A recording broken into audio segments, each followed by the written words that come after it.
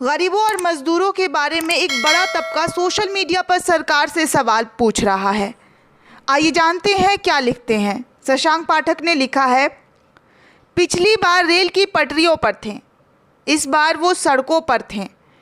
UP में Muzaffarnagar Saharanpur highway पर रात करीब 12 बजे के पैदल अपने घर बिहार जा रहे कुछ मजदूर बस की चपेट में आए। 6 मजदूरों की मौत मौके पर हो गई और करीब 4 लोग घायल हुए। जांच के आदेश आ जाने चाहिए, साथ ही मजदूरों को सड़कों पर ना चलने की सलाह भी। आगे खालिद नदीम ने लिखा है, साला ये बस दब कर मर गया और जीजा को बस से उतरने तक नहीं दिया गया। ट्रेन में जीजा की सदमे से मौत। उत्तर प्रदेश जिला अयोध्या के थाना गोसाईगंज के मैनपुर निवासी विनोद कुमार उपाध्याय अपने परिवार सहित मुंबई में रहते थे। उनके साथ ही उनका साला भी रहता था। जीजा साला मुंबई के गेटवे ऑफ इंडिया पर फोटोग्राफी करके अपना परिवार पालते थे। लॉकडाउन के चलते काम बंद हुआ तो वो खाने पीने के लाले पड़ने लगे। जो कुछ पास में था वो रुपया भी खत्म हो गया। श्रमिक एक्सप्रेस ट्रेन चली तो परिवार और साले के साथ विनोद कुमार उपाध्याय ने अपना पंजीकरण कराया। मुंबई से बस्ती ट्रेन को 11 मई सोमवार दोपहर 1:30 बजे रवाना होना था। मुंबई में पंजीकृत यात्रियों को बस से रेलवे स्टेशन तक लाया जाना था। विनोद कुमार उपाध्याय परिवार सहित बस में बैठ गए। जब उनका साला चढ़ने लगा तो उसकी चपेट में आ गया और उसी बस के पहिए से कुचलकर साले की मौत हो गई। विनोद कुमार उपाध्याय बस से उतरकर साले को अस्पताल ले जाना चाहते थे, लेकिन उनको उतरने नहीं दिया गया। साले को वहीं छोड़कर उनको स्टेशन पर आकर ट्रेन पकड़ना था। साले के आंखों के सामने कुचलकर मरने और उसे वहीं उसी हालात में छोड़कर ट्रेन पकड़ने के सदमे के चलते सोमवार देर रात ट्रेन में ही उनकी मौत हो गई। आगे धनंजय कुमार ने लिखा है, कब से कब तक चलेगा शासन। प्रधानमंत्री मोदी के आत्मनिर्भर भारत के नारे से भक्त गदगद हो गए हैं। उन्होंने यकीनन हो चला है कि अब देश आत्मनिर्भर होकर पुराने गौरव को हासिल करेगा और भारत बहुत जल्द विश्व गुरु बन जाएगा। बीजेपी के पहले प्रधानमंत्री अटल बिहारी वाजपेयी ने कभी नहीं कहा कि दर्शकों को कांग्रेसी शासनकाल में देश ने कोई तरक्की नहीं किया।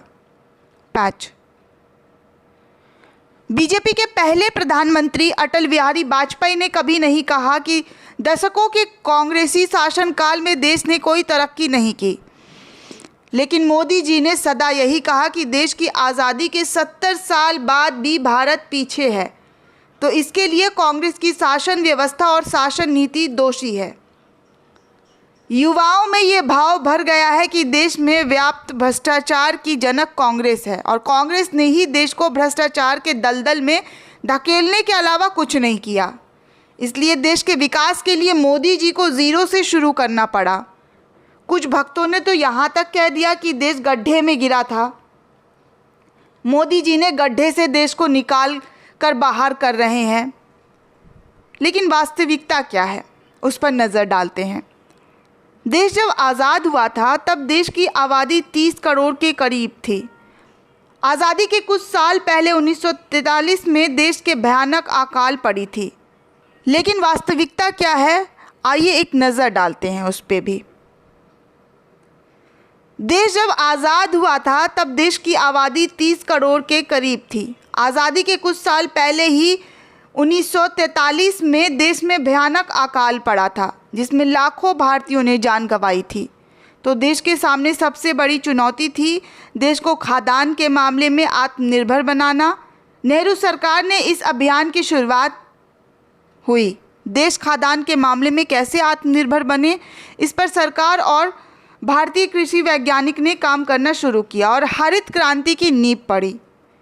नेहरू, लाल बहादुर शास्त्री और इंदिरा गांधी तीनों सरकार ने इस पर पूरा ध्यान दिया और कृषि वैज्ञानिकों की अगुवाई में 20 से 22 सालों की लंबी जद्दोजहद के बाद देश खाद्यान्न के मामले में आत्मनिर्भर हुआ। देश के गोदाम अनाज से भरने लगे। मोदी सरकार के खाद्य एवं आपूर्ति मंत्री रामविलास पासवान कह रहे हैं कि देश में अनाजों की कमी नहीं है, किसी को भी हम भूखे नहीं मरने देंगे। कोई भक्त बताएगा कि खाद्यान्न के मामले में, भारत के आत्मनिर्भर होने के मामले में मोदी सरकार ने पिछले 6 सालों में क्या किया। उच्च शिक्षा और स्वास्थ्य के क्षेत्र में भी भारत को आत्मनिर्भर बनाने का संकल्प नेहरू युग में ही लिया गया था और एम्स और IIM जैसे संस्थान स्थापित किए गए। देश ने हैजा, इन्फ्लुएंजा और टीबी जैसी महामारी से देश की जनता को बचाया। आज ये तीनों बीमारियां भारत के लिए महामारी नहीं है। पोलियो मुक्त भारत का श्रेय भी कांग्रेस सरकार को ही जाता है, जबकि कोरोना को लेकर मोदी सरकार ये बयान दे रही है कि भारत की जनता को कोरोना के साथ जीने की आदत डालनी पड़ेगी। स्वास्थ्य के क्षेत्र में मोदी सरकार की ये ही उपलब्धि है। अब बात करते हैं सुरक्षा के क्षेत्र में। तो सुरक्षा के क्षेत्र में भारत का लोहा भी दुनिया ने कांग्रेस काल में ही मान लिया था, जब इंदिरा सरकार ने पूर्वी पाकिस्तान को बांग्लादेश बनाकर दुनिया को चकित कर दिया था। मोदी जी अनुच्छेद 370 को ख़त्म करके अपने जिस श्रेय का गान कर रहे हैं, बांग्लादेश निर्माण के सामने इसकी क्या विसात है। 370 ख़त्म करने का निर्णय भारतीय संसद को लेना था। उसे किसी से युद्ध नहीं लड़ना था, ना कोई विदेशी दबाव था, जैसा कि बांग्लादेश निर्माण के वक्त था। रोज़गार निर्माण के मामले में मोदी जी ने कितना कुछ किया है, ये सबके सामने है। जो भी रोज़गार वृद्धि हुई है, मनमोहन सरकार के समय हुई है। मोदी सरकार ने कितने लोगों को रोज़गार दिया, इसका डेटा तक नहीं है। मेक इन इंडिया का नारा मोदी जी ने दिया। 6 सालों के शासनकाल में उसका क्या हश्र हुआ। और अब आत्मनिर्भर भारत, लोकल को वोकल देने का संकल्प, जब लोकल को ही खड़ा करना है तो फिर 6 साल रहे मोदी जी दुनिया घूम घूम विदेशी इन्वेस्टमेंट क्यों लाने के लिए एक एड़ी चोटी लगाए, जोर लगाए हुए हैं। कई क्षेत्रों में 100% विदेशी निवेश का कानून क्यों बनाया है। विडंबना तो ये है कि मजदूरों तक गोदाम में रखे अनाज तक पहुंचाने में विफल रहे मोदी जी। गप की बात और है। आगे रामजी तिवारी ने लिखा है, आज शाम को ऑफिस से जब घर लौट रहा था तो मुख्य सड़कों पर पैदल चलते हुए कामगारों का छोटा छोटा जत्था भी गुजर रहा था। पता चला कि इनमें से अधिकतर लोग दिल्ली और उसके आसपास के निकलकर बिहार या झारखंड जा रहे हैं। घर आया और फिर इनके लिए कुछ सामान लेने दुकान पर पहुंचा। मैंने जैसे ही बिस्किट के 50 पैकेट मांगे तो उसने तुरंत ही समझ लिया कि मैं क्या करने के लिए निकला हूँ। दुकान वाला पहले से परिचित है और इधर बीच कोविड दौर में उनकी कुछ सेवाएं भी ली है, तो ये रिश्ता और भी गहरा हो गया। उसने पैसे का अनुमान पूछा और उसके हिसाब से बिस्किट और नमकीन के झोले बना दिए। हिसाब के बाद टॉफ़ियों के 2 पैकेट थमाते हुए उसने कहा कि ये मेरी तरफ से उन्हें दे दीजिएगा। 15 दिन पहले भी गांव में कुछ साथियों के साथ मिलकर जब हमने एक पहल की थी तो एक दूसरे दुकान वालों ने अपनी अपनी तरफ से एक अच्छा खासा योगदान किया था। खैर, चलते समय आज वाले दुकानदार ने बताया कि इधर बीच कई लोग उसकी दुकान में इन पैदल राहगीरों के लिए सामग्री ले जा रहे हैं और सड़क किनारे खड़े होकर उनकी मदद भी कर रहे हैं। सड़क पर पहुंचा तो मेरे ढाले के बगल में शहर से आया एक सहायता ग्रुप पहले से मौजूद था। वे लोग लिट्टी का पैकेट बनाकर प्लेट और पानी के साथ खड़े थे। मैंने भी अपना सामान उन्हें ही दे दिया क्योंकि वो इससे बेहतर तरीके से संचालित कर रहे थे। राहगीर बार बार आग्रह कर रहे थे कि आप लोग हमें किसी तरह से थोड़ा और आगे पहुंचा दीजिए।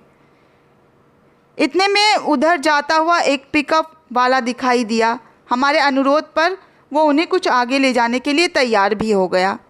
बात जब पैसे की हुई तो उसने ये कहकर चौंका दिया कि आप लोग सिर्फ तेल का पैसा दे दीजिए, बाकी मैं देख लूँगा। वो ग्रुप आगे बढ़ गया। फिर पीछे से कुछ और लोगों की टोली पहुंची। सहायता ग्रुप वाले लोग भी उनकी व्यवस्था में जुट गए। चूँकि मेरा सामान ख़त्म हो चुका था तो कुछ और तलाशने के लिए भी दूसरी तरफ आगे बढ़ा। लगभग 3 किलोमीटर के बाद एक और सहायता ग्रुप सड़क के किनारे अपने राहत संसाधनों के साथ मौजूद था। मुझे वहाँ एक ठेले वाला मिल गया जो केला बेच रहा था। मैंने उससे अपनी बात बताई तो उसने कहा कि आप इन सबको जो भी दे देंगे मैं ले लूँगा, मैंने उसका अनुमान जानना चाहा तो उसने वही बात दोहराई। फिर मैंने अपने अनुमान से जब उसे भुगतान कर दिया तो उसने कुछ पैसे लौटाते हुए कहा कि यह अधिक है, कुछ मेरी तरफ से भी कर दीजिएगा। थोड़ी देर बाद वो केला भी ख़त्म हो गया। अभी पीछे से लोग चलते ही आ रहे थे। घर लौटा हूँ लेकिन मन उन्हीं लोगों के साथ चल रहा है। एक तरफ राह चलते हुए लोगों का अथाह दुख और दूसरी तरफ जगह जगह खड़े होकर मदद करने वाले लोगों का उत्साह। दुकान वालों की करुणा, पिकअप वालों का योगदान और ठेले वालों का सहयोग। ये दुनिया दुख भी देती है और जीने की उम्मीद भी।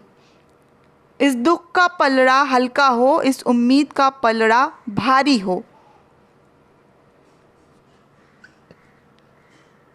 Bureau report, the nation.